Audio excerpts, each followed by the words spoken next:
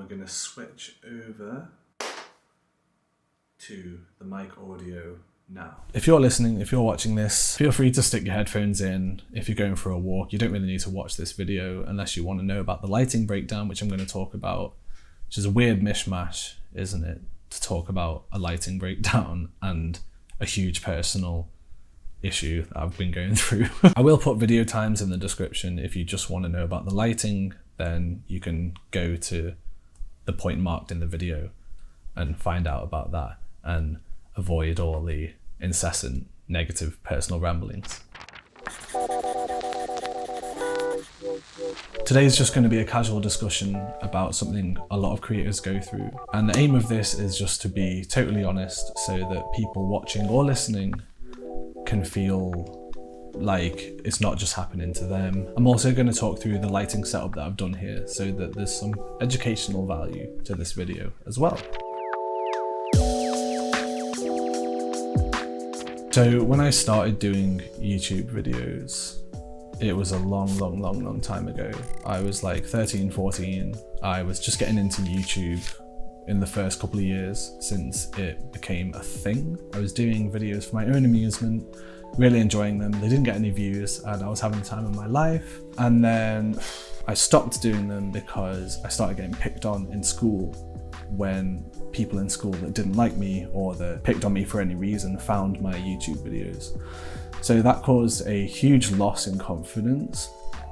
And so I backed away from it. And then I pretty much forgot about it until I discovered some new YouTube channels and started going to comic conventions.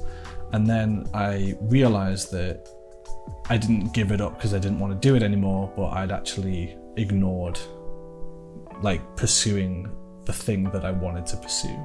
So I picked the camera back up and I started making vlog videos again, which quickly turned into cosplay and Comic-Con videos. And that is a community where I really felt like I had something that I wanted to do, at least for a while. But throughout all of this, whether I was vlogging or hosting or presenting, whenever I was in front of the camera, I wasn't being myself. I feel like a lot of people do this when they start out on YouTube. They want to be somebody else, or they think they need to emulate someone else's personality. I'd always feel really cringy filming these videos, but I do it because I just had no confidence and I didn't like who I was, and I didn't think that that was a very positive or enjoyable presence on camera. And it wasn't until last year I found this channel, this guy from Gevirtz from Philadelphia.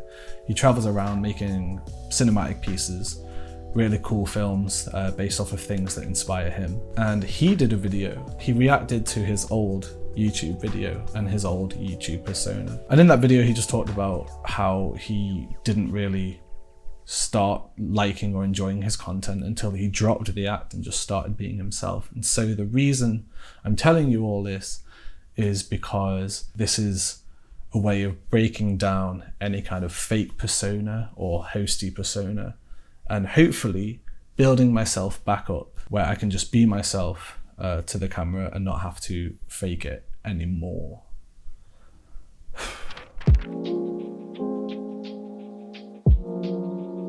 In 2020, when lockdown hit, I started making product videos at home for fun. I made like 2 or 3, I think 4, but a couple of them never made it online because they just weren't up to scratch or something went wrong whilst filming. But then at some point the content stopped because I was trying to move away from my line of work, which was hospitality. I was just working as a low-level bartender. I wasn't really achieving much. Whilst the videos that I made did give me a sense of direction and got quite a good response, life got busy. I got into a relationship, I moved apartments, I changed jobs and managed to get a job editing and shooting for a social media company. And then slowly but surely, the content creation for this channel started to taper off.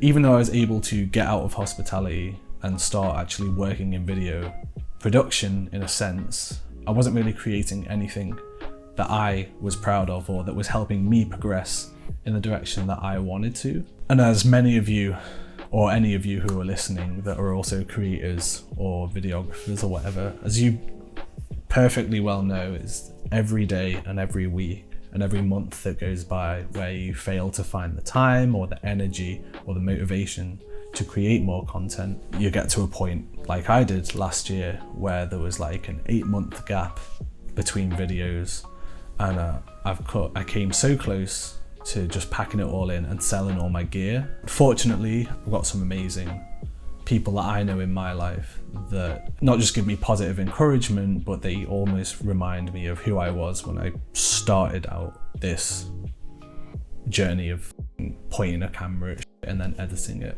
So here it is. This is the first video of me being me. I'm not putting pressure on myself anymore, and I think in doing so I've actually found that I want to pick up the camera more and I want to dedicate more time to that. I want to get up earlier. I want to regulate my diet a bit better. With that out of the way, now moving on to something a bit more fun and positive.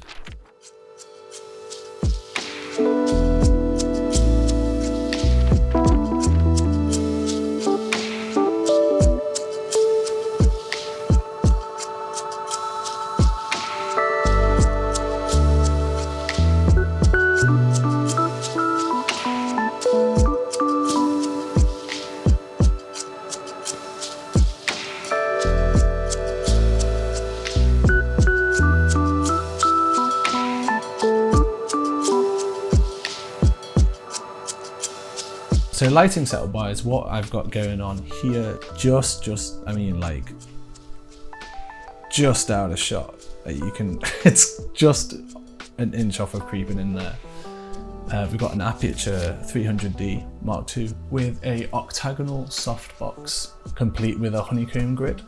It took me a while to position this right because even though I have moved apartments now and I have a filming space that isn't my bedroom, it's still quite a small space, and as you can see, or as maybe you can't tell because of the coloured lights right now, but the entire room is white, which makes it very bouncy and reflective, so I couldn't quite get the separation from the background and the contrast that I wanted.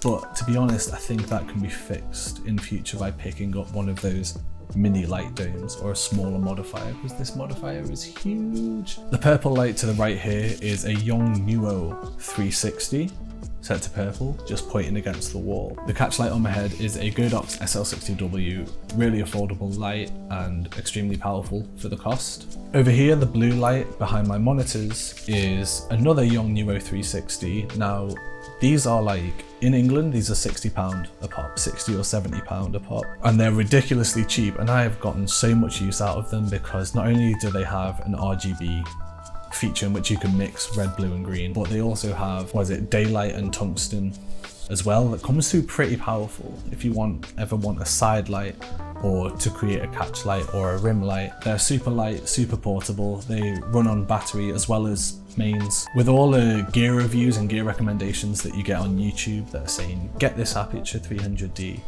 get this lens, get that monitor, literally £60 a pop, super cheap, and they are so versatile. Coupled with that, I do actually have LED strips on the back of this main monitor here.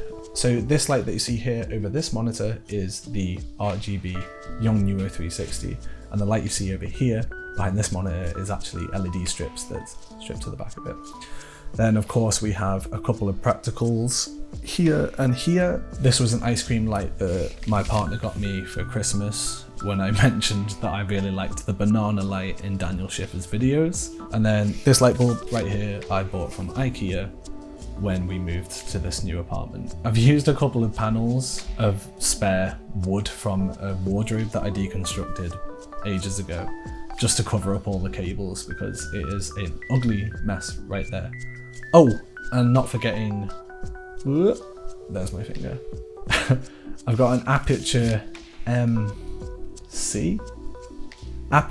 MC light. I've just placed it underneath my gimbal there to highlight the gimbal in the frame, because this, to be honest, this area over here is looking pretty shadowy. Right, okay, well, thanks for watching guys. I'd love to be able to say that this video is sponsored by, I don't know, Artlist or Storyblocks or one of those other huge sponsors on YouTube, but I'm not quite there yet. I don't have an audience.